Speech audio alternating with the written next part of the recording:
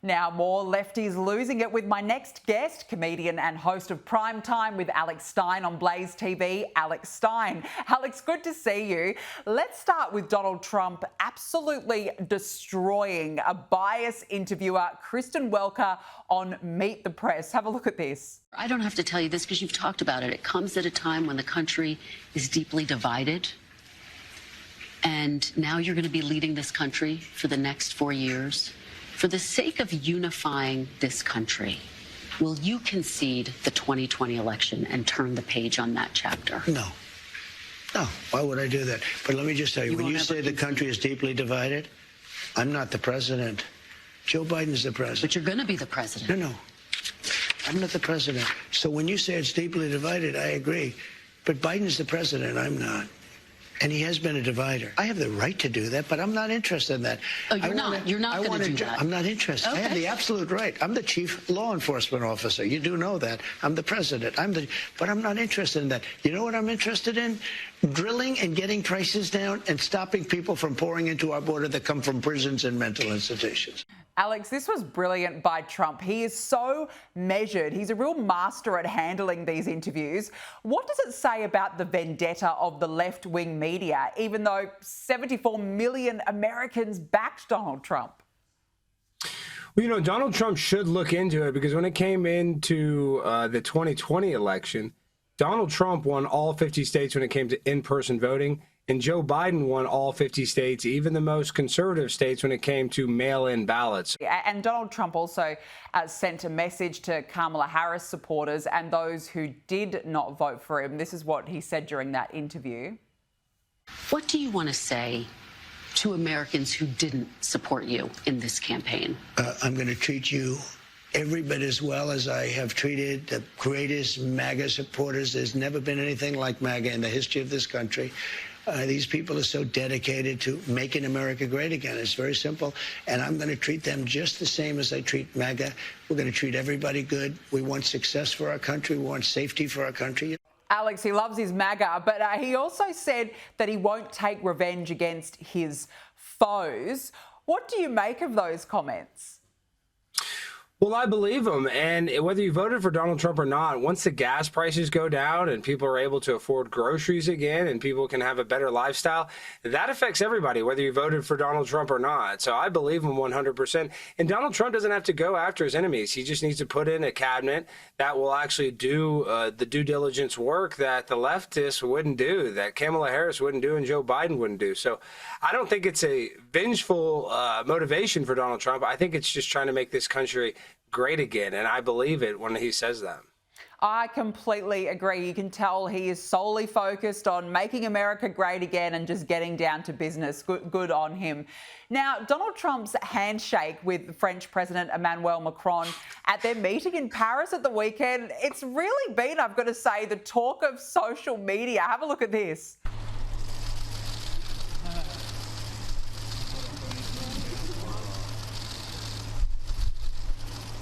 That's one firm grip, but I'm going to say it reminded us of this handshake with Vladimir Putin back in 2019.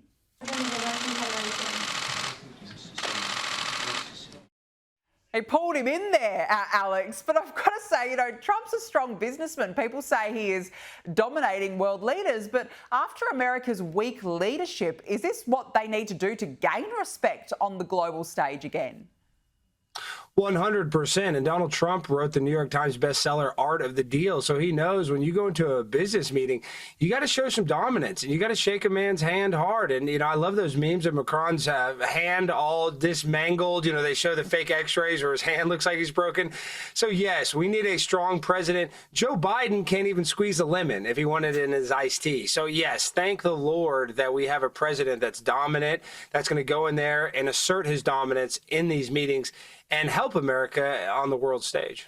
Can I ask you, do you think that this is a deliberate strategy by Donald Trump? Do you think he deliberately really grips on to hands? Is that his message, that is a message he's trying to send?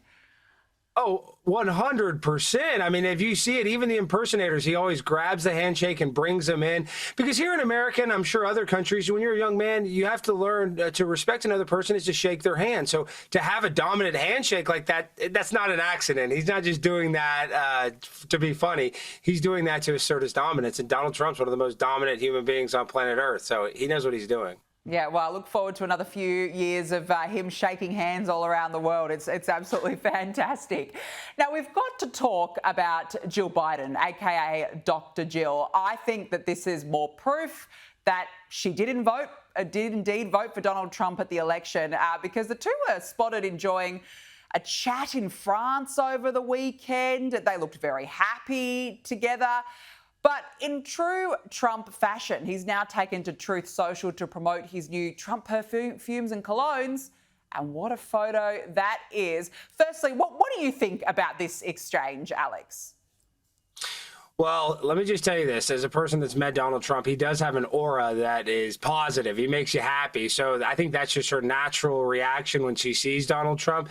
But on top of that, you're right. They don't like that Kamala Harris basically staged a coup to make her husband step down from running for president. So there's bad blood between Jill Biden and Kamala Harris, 100%. So she's happy that Donald Trump won. Joe Biden wants to go down as his legacy being the only person who beat Donald Trump. So yes, Jill does not like Kamala, and she does like Donald Trump, whether she admits it or not.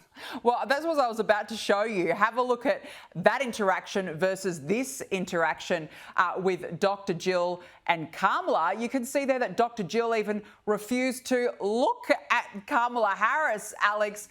There's a rift here, surely. I mean, this is pretty bad, right? Well, and not only that, but if you really look at that video, it's also Doug Imhoff in that video, and he's accused of, assaulting women. So I don't think she likes Doug either. So I don't blame her for having that negative facial expression. She doesn't like either of them. And I think she has the right opinion, having that opinion. Yeah, I completely agree.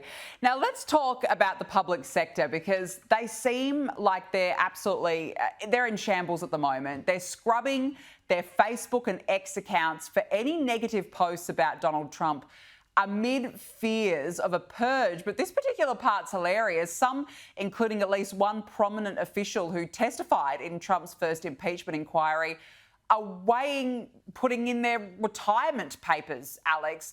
What do you make of all this sudden panic?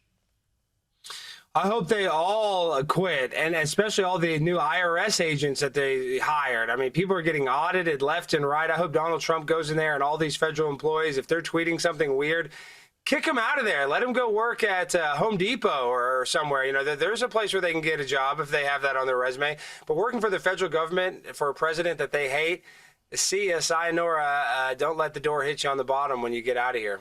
But surely these people wouldn't want to work for a president that they don't like anyway, Alex. Well, you're right. But, these people are just basically indentured servants. They don't have anywhere else to go. They've been there so long. They're just going to just keep their job any way possible. But I hope Donald Trump smokes them all out. We just don't need federal employees that are going to go after American citizens for, a small number of tax issues. It's just, I don't like any of the federal employees that don't like Donald Trump because they don't like America. No, you're spot on. They're certainly not MAGA supporters, that's for sure.